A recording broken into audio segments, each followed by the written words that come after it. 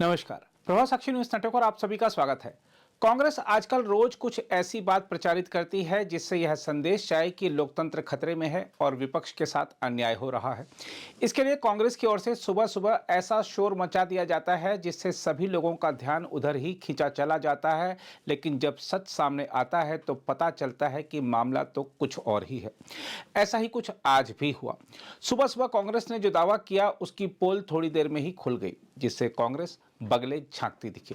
हम आपको बता दें कि कांग्रेस ने दावा किया कि आयकर विभाग ने उसके प्रमुख बैंक खाते फ्रीज कर दिए, जिससे पार्टी के लिए अपना काम चलाना मुश्किल हो गया। कांग्रेस के इस आरोप के बाद राजनीतिक आरोप प्रत्यारोप तेज हो गए।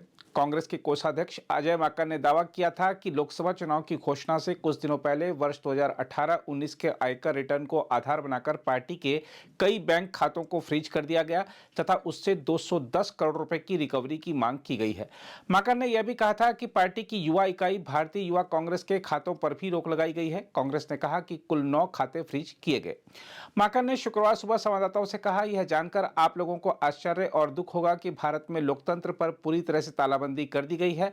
उन्होंने कहा, हम लोगों का परसों यानी 14 फरवरी को यह जानकारी मिली कि हम जो चेक जारी कर रहे हैं बैंक उन्हें स्वीकार नहीं कर रहे हैं।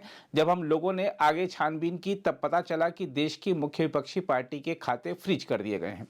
उन्होंने दावा किया कि यह कांग्रेस पार्टी के खाते फ्रीज नहीं हुए हैं बल्कि देश का लोकतंत्र फ्रीज हो गया है।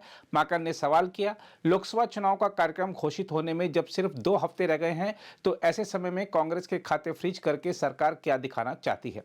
उन्होंने कहा कि कल शाम भारतीय युवा कांग्रेस के खाते भी फ्रीज कर दिए गए। कांग्रेस के कोषाध्यक्ष ने कहा कि 2018-19 के आयकर रिटर्न के आधार पर 210 करोड़ रुपए की रिकवरी मांगी गई है। उन्होंने दावा किया कि अगर किसी के खाते सील होने चाहिए तो भारतीय जनता पार्टी के होने चाहिए, क्योंकि उन्होंने असंवैधानिक चुनावी बॉन्ड के जरिए कॉर्पोरेट जगत से पैसे लिए हैं। उधर बैंक खातों के फ्रीज किए जाने के मुद्दे को लेकर कांग्रेस अध्यक्ष मल्लिकार्जुन खड़गे और पूर्व अध्यक्ष राहुल गांधी ने केंद्र सरकार पर तीखे प्रहार किए। खड़गे ने एक्स पर पोस्ट किया, सत्ता के नशे में चूर मोदी सरकार ने लोकसभा चुनाव के ठीक पहले देश की सबसे बड़ी विपक्षी पार्टी भारतीय राष्ट्रीय कांग्रेस के खाते फ्रीज कर दिए हैं। यह लोकतंत्र पर गहरा आघात है। उन्होंने आरोप लगाया, बीजेपी ने जो असंवैधानिक धन इकट्ठा किया है उसका इस्तेमाल वे चुनाव में करेंगे, लेकिन हमने क्राउड फंडिंग के जरिए जो पैसा इकट्ठा किया है उसे सील कर दिया जाएगा। इसलिए हमने कहा है कि भविष्य में कोई चुनाव नहीं होंगे। खड़गे ने कहा, हम न्यायपालिका से अपील करते हैं कि इस देश में बहुदलीय व्यवस्था को बचाएं और भारत के लोकतंत्र को सुरक्षित करें। हम सड़कों पर उतरेंगे और इस अन्याय व तानाशाही के खिलाफ पुरजोर तरीके से लड़ेंगे। वहीं राहुल गांधी ने एक्स पर पोस्ट किया, डरो मत मोदी जी, कांग्रेस धन की ताकत का नहीं जन की ताकत का नाम है। हम तानाशाही के सामने ना कभी झुके हैं ना झुकेंगे। भारत के लोकतंत्र की रक्षा के लिए हर कांग्रेस कार्यकर्ता जी जान से लड़ेगा। दूसरी ओर आयकर अपीलीय अधिकरण ने अगले सप्ताह सुनवाई होने तक कांग्रेस के खातों पर से रोक हटा दी है। आयकर विभाग के आदेश के खिलाफ अधिकरण के समक्ष उपस्थित हुए पार्टी नेता और अधिवक्ता विवेक तनखा ने कहा है कि पार्टी को अब अपने बैंक खाते संचालित करने की अनुमति दे दी गई है। अंतिम निर्णय लेने से पहले अधिकरण अगले बुधवार को मामले की सुनवाई करेगा। तनखा ने कहा कि उन्होंने अधिकरण को बताया कि यदि पार्टी के खाते फ्रीज रहेंगे तो कांग्रेस चुनाव के उत्सव में भाग नहीं ले सकेगी। उधर बाद में अजय माकन ने कहा कि हमारी याचिका पर आयकर विभाग और आयकर अपीलीय अधिकरण ने कहा है कि हमें यह सुनिश्चित करना होगा कि 115 करोड़ रुपए बैंक खातों में रखे जाएं। हम उससे ऊपर की राशि भी खर्च कर सकते हैं। इसका मतलब है कि 115 करोड़ रुपए फ्रीज कर दिए गए हैं। यह 115 करोड़ रुपए की राशि हमारे चालू खाते से कहीं अधिक है। हम आपको बता दें कि इस मुद्दे को लेकर भारतीय युवा कांग्रेस ने विरोध प्रदर्शन भी किया। युवा कांग्रेस अध्यक्ष श्रीनिवास बीवी की अध्यक्षता में संगठन के नेताओं और कार्यकर्ताओं ने प्रदर्शन किया। श्रीनिवास ने कहा, उच्चतम न्यायालय द्वारा चुनावी बॉन्ड को निरस्त किए जाने के बाद केंद्र सरकार और प्रधानमंत्री गुस्से में है।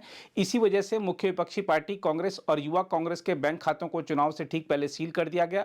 उन्होंने दावा किया कि आयकर विभाग को बीजेपी के खाते सील करने चाहिए, क्योंकि उसे असंवैधानिक चुनावी बॉन्ड के जरिए हजारों करोड़ रुपए मिले हैं। आपने कांग्रेस नेताओं के दावे वगैरह सुन लिए, अब सुनिए सच्चाई क्या है।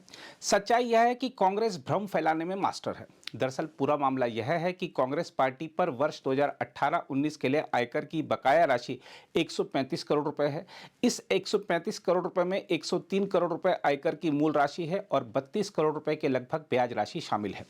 कांग्रेस पर यह भी आरोप है कि उसने आयकर रिटर्न देरी से फाइल किया था। कांग्रेस ने इस मामले को लेकर आईटीएटी के समक्ष अपीलें दायर की, जो कि कानून का अनुपालन करते हुए खारिज होती रही।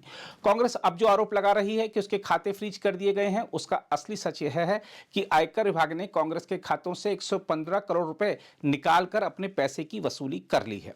16/2/2024 यानी इसी महीने की 16 तारीख को आईटीएटी के समक्ष कार्यवाही के दौरान आयकर विभाग द्वारा यह सूचित किया गया था कि खातों से पैसे निकालकर वसूली करना एक नियमित उपाय है, इसलिए कांग्रेस की ओर से यह कहना कि उसके खातों का संचालन रोक दिया गया है या उसे प्रतिबंधित कर दिया गया है, यह पूरी तरह गलत है। बताया जा रहा है कि कांग्रेस पार्टी के पास अपनी गतिविधियों के लिए कई और बैंक खाते हैं। इस तथ्य पर आईटीएटी का ध्यान आकर्षित किया गया है और इस मामले की सुनवाई 21 फरवरी 2024 को तय की गई है। अगर आप भी लेना चाहते हैं देश दुनिया की तमाम जानकारी तो आज ही सब्सक्राइब करें हमारे चैनल को।